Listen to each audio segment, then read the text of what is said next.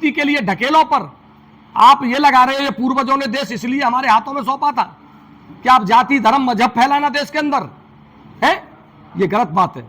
जाति धर्म मजहब नहीं, अच्छी नीति, अच्छी रीति, अच्छी रिवाज के साथ अगर हम राजनीति में आगे बढ़ेंगे तो हम युगों युगों तक याद किए जाएंगे। जी आपसे अंतिम सवाल है कि जैसे कि मौजूदा प्रधानमंत्री जी ने राहुल गांधी जी को बच्चा कहते हैं, क्या क्या समझते हैं? एक बच्चे में इतनी ताकत जो घबराने लगे, तो वो बच्चा कहते हैं, कभी बाबा कहते हैं, उनकी बुद्धि खराब हो गई है, कहीं इलाज करा लें।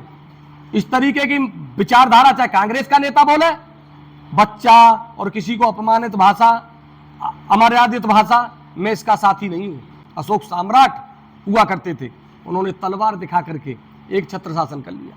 भगवान बुद्ध से बोले कि भगवान मैंने एक छत्र शासन कर लिया, भगवान बुद्ध हंस गए, बोले हे मूर्ख अशोक, तू कहता है कि जो है मैंने एक छत्र शासन कर लिया, तूने धम्म विजय प्राप्त नहीं की। तो उन्होंने हाथ जोड़ के अशोक ने कहा कि भगवान वो धम्म विजय क्या होती है? जो शासक जनता का दिल जीत करके शासन करता है वो युगों युगांतर तक चलता है, और तलवार के भय से शासन करता है वो क्षणिक मात्र समय में नष्ट हो जाता है, जो भाजपा का परिणाम हो रहा है और होगा। हाँ सर, क्या नाम है आपका? मैं ठाकुर सोमवीर सिंह, जिला कांग्रेस कमेटी अलीगढ़ का जिला अध्यक्ष। जिस तरह से सर उपचुनाव इस समय चल रहे हैं, तो किस प्रकार की तैयारी चल रही है? तैयारी हमारी ये है कि 12 आवेदन तो हम लखनऊ पहुंचा चुके हैं और 3 आवेदन अभी और आए हैं मेरे पास। एक तो लक्ष्मी नारायण जी का जो लौसरा से हैं, एक अनीता करौतिया हैं हमारी पुरानी कार्यकर्ता हैं, और तीसरा है अमरदीप मैसी हैं दिल्ली गेट से, वाल्मीकि समाज से हैं। ये 3 आवेदन और आ चुके हैं मेरे पास। इस तरीके से हमारे यहाँ खैर पे 15 लोगों ने आवेदन किया है। इसमें जो 15 लोग आए हैं आपके जो आवेदन किया है, क्या इसमें सक्रिय कांग्रेसी हैं या सक्रिय कांग्रेसी हैं? इनमें 2-4 अभी नए हैं, वो कोई बात नहीं। आज जब नया आता है आदमी तो वो भी टिकट की एक इच्छा रखता है, कोई बात नहीं, ये लोकतंत्र है, इसमें सबको टिकट मांगने का अधिकार है। तो, लेकिन ये कह रहे हैं कि आपके खाते में खैर नहीं आ रही है। हमारे खाते में खैर आएगी, ये डेफिनेट हम कह रहे हैं। हमारी लखनऊ मीटिंग थी, ये समाजवादी के खाते में जब एमपी की सीट जा सकती है तो हमारे कार्यकर्ताओं का मनोबल टूटेगा। हमने अपने माननीय अध्यक्ष जी से कहा, प्रभारी महोदय जी से कहा, कल मैं दिल्ली भी गया और इस टिकट को कांग्रेस के पाले में लाने का पूरा प्रयास किया, और कांग्रेस के पाले में टिकट आ रही है। अगर मेरी जगह कोई और अध्यक्ष होता तो क्या होता मुझे नहीं मालूम। मेरे राज्य में खैर विधानसभा उपचुनाव कांग्रेस के खाते में जाएगा। कैसे चयन करेंगे 15 में से एक कैंडिडेट का? वो चयन पार्टी हाईकमान का निर्णय होगा। मैं 15 कैंडिडेटों का जो ऐतिहासिक जो पृष्ठभूमि है वो मैंने उनकी लिख करके भेज दी है। 12 लोगों की, 3 लोगों के आवेदन अब आए हैं, तो सबको चिट्ठी लिख के फिर मैं भेज दूंगा वहाँ, और उनका जो पृष्ठभूमि है वो भी लिख के भेज दूंगा। बाकी निर्णय हाईकमान का होगा। मैं जिस तरीके से आप कांग्रेस के कमेटी के जिला अध्यक्ष बने हैं जी, लंबे अंतराल के बाद जी, इस कार्यालय पर रोल चोल देखने को मिल रही है। रोल चोल का तो आप देख रहे हैं, यहाँ शौचालय नहीं था, यहाँ टाइल्स नहीं थी, ये गंदा संदा पड़ा रहता था कार्यालय। सबसे पहले इसकी पुताई हुई, उसके बाद में इसमें जो है शौचालय बनवाया। मेरी पत्नी का भी सहयोग, आज वो मेरे साथ बैठी हैं, बोली शौचालय बन गया कि नहीं बना, मैं आज देखने जाऊंगी। तो वो जिला कार्यालय देखने आई हैं। स्वतंत्रता संग्राम सेनानी रामपाल सिंह रहसूपुर वालों की ये पुत्री हैं।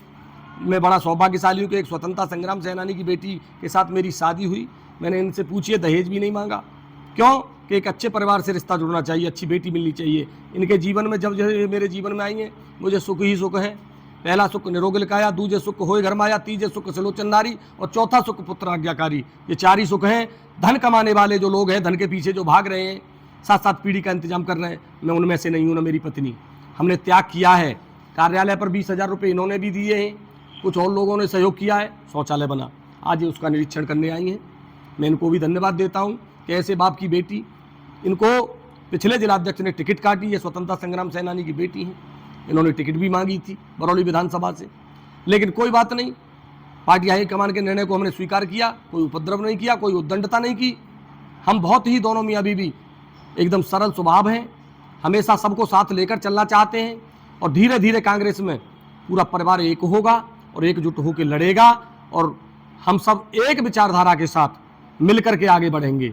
ऐसी मेरी सोच है, ऐसी मेरी कामना है, और ऐसी मेरी पार्टी हाईकमान से भी गुजारिश है और उसी गुजारिश के आधार पर आज कांग्रेस में बहुत कुछ एक होता नजर आ रहा है। पार्टी की सेवा करते हुए कितना समय हो गया? सन 90 से मैं कांग्रेस में सक्रिय हूँ।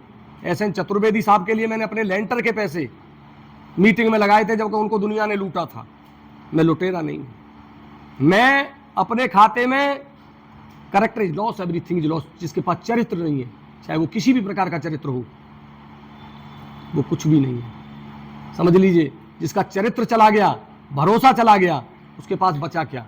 जनता भरोसा करती है और जनता को लूटते हैं लोग। क्या क्या करते हैं, मैं उनमें से नहीं हूँ। पार्टी ने इसी बात को देखते हुए एक अच्छे लीडर ने मेरी आगे जो बढ़ाया, जिनका नाम विवेक बंसल है, उन्होंने आगे बढ़ाया। वो ईमानदार को वरीयता देते हैं और उन्होंने मुझे आगे बढ़ाने का काम जो किया, तो उससे कुछ उनकी छवि भी बढ़ी कि अच्छे लोगों को विवेक बंसल जी ने लाइक किया। और मेरी तो आप जानते हो, अलीगढ़ जनपद में संदेश पूरे 7 विधानसभा में कहीं भी देख लो, सोमवीर का नाम छाया हुआ। मैं ज़मीन का कार्यकर्ता हूँ और ज़मीन पर काम करूँगा और 7 विधानसभाओं को मजबूत करने का पूरा प्रयास करूँगा, ऐसा मेरा। और अब हम वृक्षारोपण का कार्यक्रम भी करने जा रहे हैं। हमारे माननीय महासचिव माननीय अविनाश पांडे जी ने, प्रभारी उत्तर प्रदेश, उनका निर्देश है।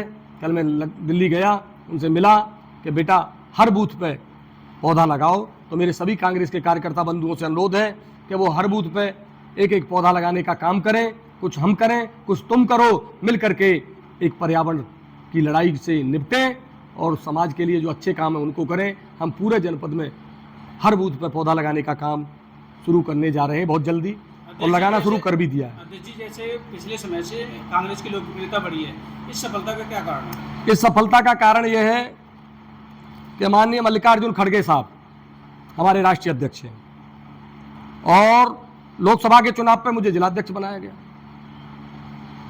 तो कहीं ना कहीं हमारे जो शुभ लक्षण हैं उनको जाना चाहिए। मल्लिकार्जुन खड़गे साहब के कदम ऐसे हैं कि उन्होंने जैसे ही कांग्रेस की दहलीज पे राष्ट्रीय अध्यक्ष के रूप में कदम रखा, दलित समाज के नेता हैं और अलीगढ़ जनपद में मुझ जैसे आदमी ने सही समय पे मुझ जैसे जमीनी कार्यकर्ता की कांग्रेस ने कदर की, तो कहीं ना कहीं दुआ तो कांग्रेस को लगेंगी, राहुल गांधी जी को लगेंगी, प्रियंका जी को लगेंगी। क्योंकि मैंने लुटाया है, लूटा नहीं है, न लूटूंगे।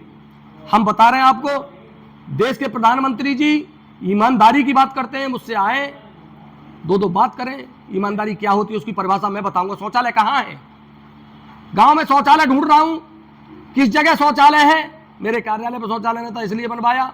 मैं भी चाहता हूं, जिसको इज्जत घर नाम दिया गया था उनमें घोटाला हुआ है, कांग्रेस की सरकार बनेगी, उनकी जांच होनी चाहिए।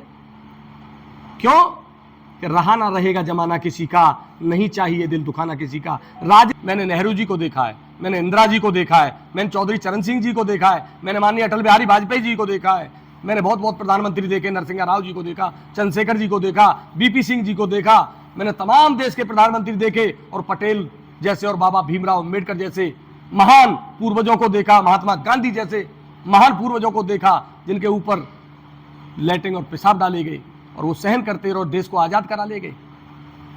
देश की तरक्की के लिए तो बड़ा त्याग करना पड़ता है। वो जो त्याग करता है वो महापुरुष होता है। केवल किसी को गाली गलौज दे करके, किसी पर प्रहार करके, गंदी भाषा, अमर्यादित भाषा बोल के कोई कभी महान नहीं हो सकता। इसीलिए मेरे भाइयों, मैं आप सभी से भी यही अनुरोध करना चाहूंगा, भाषा हमेशा मर्यादित होनी चाहिए, बाकी उनकी मर्जी, कुछ भी बोले। जय हिंद, जय भारत, जय भीम, जय महात्मा गांधी की जय। सत्यमेव जयते।